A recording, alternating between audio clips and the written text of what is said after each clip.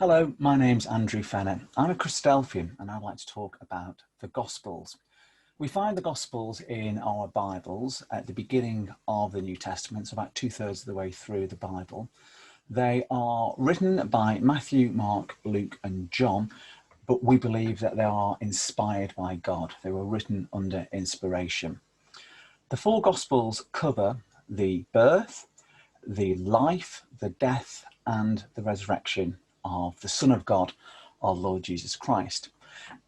If you've never really read the Bible, the Gospels are probably a really good place to start because in the Gospels we have the heart of the Bible message.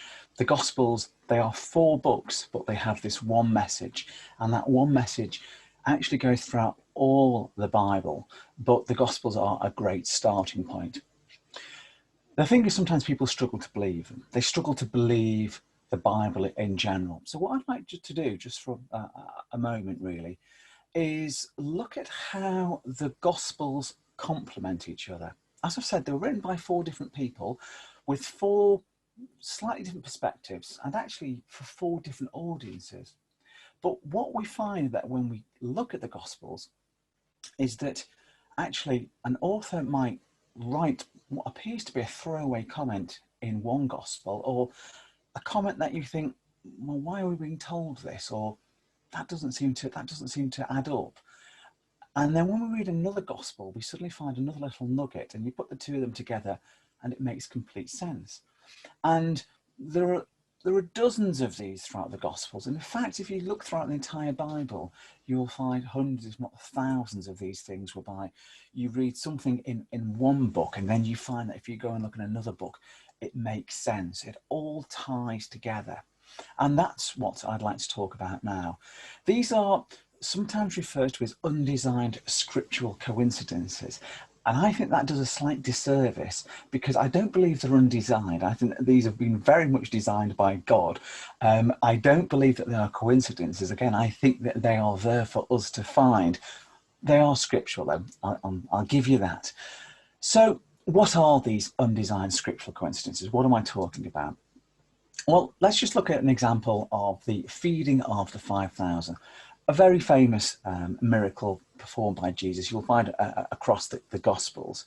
If we were to look at the record in the different Gospels, these are just some quotations. Now, I've taken these out of context, and you should never really do that with Bible verses, because really you need to read around. But just for the sake of illustration, for time, I've pulled out these verses. So Matthew chapter 14, verse 19, he wrote, and he directed the people to sit down on the grass, he being Jesus in this case. Then we read in Mark 6, then Jesus directed them to have all the people sit down in groups on green grass. John writes, Jesus said, have the people sit down. There was plenty of grass in that place, and the men sat down, about 5,000 of them. Now you may think, oh, right, well, so what? It's just telling people to sit down. Isn't it interesting that all of them mention green grass? And you may think, well, what's so important about green grass? Why was it noteworthy? Why are we being told this fact, the fact that the grass was green? Well, the thing is that grass only grows in the Eastern Mediterranean in March and April. It's all burned up by May. So when we get into the hot summers, it turns to dust. So what this is telling us is that this is actually, all 3 of them are saying that this is the same incident, and we can actually start to say, well, actually, if there was green grass, we know it was about May or April or March or April. And in fact, if we delve a little deeper, we are clearly told that, because in the John record, it actually says the Jewish Passover feast was near. This is at the beginning of the chapter, which has this miracle in it. Jewish Passover always takes place in March or April. So we have this little, you may think it's, why are they telling us this? These are little signposts to say, look, this is a little detail, but actually it's important detail, because it means that we can actually place this miracle at a certain time. And isn't it interesting that all the gospel writers made mention of it? All of them thought to write this down. This is a undesigned scriptural coincidence, but there are many more. I'd just like to look at some other aspects of it. The baskets that we used in the feeding of the 5,000. The word that's used for baskets is the Greek word kophanos, and that translates as panis, a small basket. So the baskets that we used to gather the crumbs were small baskets. When we come to read the account of the feeding of the 4,000, the word then that's used is the Greek word spouros, which means hampers, as in big baskets. So actually, there were different types of baskets. Now, in our English translation, we lose that, we just get the word baskets. But what we actually see is that they used smaller baskets at the feeding of the 5,000 and larger baskets at the feeding of the 4,000. Again, you may say, so what difference does that make? It doesn't make any difference, but what is really interesting is the fact that all the gospel authors use the same words. They don't get them confused. One doesn't use the word spouros for the 5,000 and kophanos for the 4,000. They exactly marry. They use the same word because they were given the same information, and we know that they all tally, and they all sort of fit in beautifully. But we can also see they were obviously two different events because we have this little detail in there. So I'm going to look at three other examples. Three examples whereby we see a verse and we may read it and think, that doesn't really make sense, until we put it with another verse from another gospel. Let's look at these two. This is an incident where Jesus met his disciples by the Sea of Galilee. Let's start reading in Matthew chapter 4, verse 21. And going on from thence, he, Jesus, saw other two brethren, James the son of Zebedee and John his brother, in a ship with Zebedee their fathers, mending their nets, and he called them. And if we were to read around the whole chapter, you'll see that they instantly followed him. And you may think, well, that's a bit weird. They don't know this man. And he calls them and he goes off and becomes their disciples. Why that wouldn't happen, would it? That wouldn't happen in real life. But what we've got to realise is the chronology of this. If we look in Luke chapter 5 and verse 10, what we actually see is what happened the night before. And in this, if we please take time to read that chapter yourself, and you'll see that James and John, sons of Zebedee, they were fishing over in the night time, and they didn't get any fish. Jesus came along and said, throw your net on the other side of the boat. They went, okay, we'll do it. Didn't really believe him. They did it. They had a huge catch. In fact, it was so huge that the nets broke. That's what happened the night before. So what we are seeing in Matthew chapter 4 is the next day. We know they're the same people because in Luke 5 verse 10 there we can see that they are described as the same people. And now we understand why they were mending their nets, because they've had such a massive haul the night before. We then also understand why they instantly followed them. They did know this man. This was the man who created this miracle the night before. This is the man. This is the reason why they're mending their nets. So it wasn't the first time. And even though Matthew makes it look as though this is the first time they've met, it wasn't. We know from Luke that this directly follows on from this amazing miracle the night before. Again, it seems an odd comment in Matthew, but when we put it with Luke, it makes complete sense. Here's another one.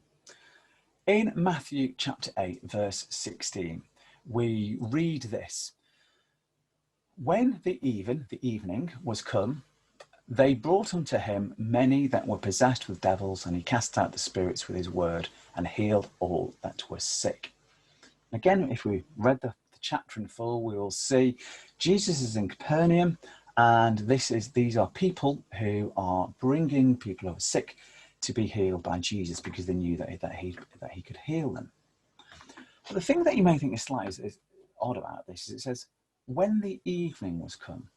Now, if you knew that there was somebody who would come into your town that could heal you or heal your sick relative, would you really hang around till the evening? As soon as you knew he was there, you'd be in like a shot, wouldn't you? You'd want to be healed. So why did they wait till evening time? That, again, doesn't seem to make sense, does it? Well, again, if we look at, in this case, the record in Mark, and we see what happened directly before the incident in Matthew, we read, and they, this is Jesus and his disciples, went into Capernaum, and straightway on the Sabbath day, he entered into the synagogue and taught. So Jesus actually arrived on the Sabbath. Now, under Jewish law, it was forbidden to do any work on the Sabbath, and healing would certainly be classed as work. The other thing about the way the Jewish calendar works is that a day starts in the evening. So once evening had passed, they were into the next day. So the Sabbath ended at sunset and the next day started.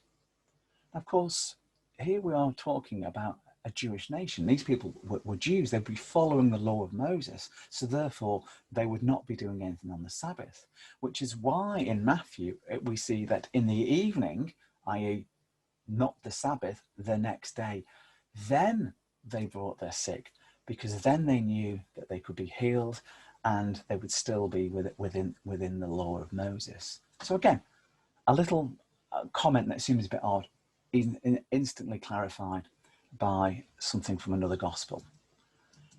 Just one more. This is about Herod's relationship with his servants.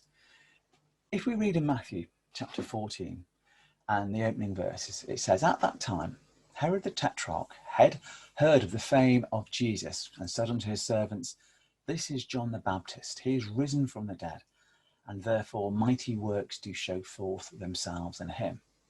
Okay, so Herod the Tetrarch. Herod was ruler at this time, and he'd already beheaded John the Baptist. He had heard about Jesus. He wants to know who this man Jesus is. Now, if you are the head of the region, then you would have an army beneath you, or you would have advisors, or you may even have a secret police. So if Herod wanted to find out what was going on, surely that's who he would ask. But here it says, he said unto his servants. So why would you ask your servant what's happening?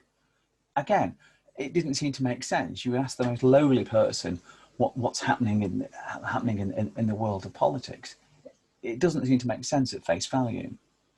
Until you read this in Luke. This is a description of Jesus and his disciples. And here we see it lists all that were with him. But just look at the end there. One of the women who followed him in the last line there says, and Joanna, the wife of Chusa, Herod's steward. This then starts to make sense. So this steward that we're reading about in Matthew chapter 14, steward, servant, quite often interchanged in our English translations as for the same word. This was probably a very specific servant. This was Chusa. And the reason why Herod was asking him is because he knew his wife was a follower. He knew that if he asked him, he would get the inside track on exactly who this man Jesus was. As I say, there are dozens of these throughout the Gospel, and there are hundreds throughout the Bible. Things whereby one thing looks slightly odd in one book or in one chapter or in one account, but then when you put it with something else from another one, it all makes sense. All right, sometimes it takes a little bit of work on our part to really study and work out what's going on, but that's the joy of the Bible. You can study it all your life and you'll still be finding new things that you hadn't spotted. But the most important thing about it, and the most important thing about the Gospels is, as I said at the beginning, there are 4 books, but they have one message. And that one message is the fact that Jesus Christ, the Son of God, rose from the dead. And because of that, we also can rise from the dead. When we die, we can merely sleep and we will be raised to eternal life with him in his kingdom here on earth. That is the message of the gospel. That is the message of the entire Bible.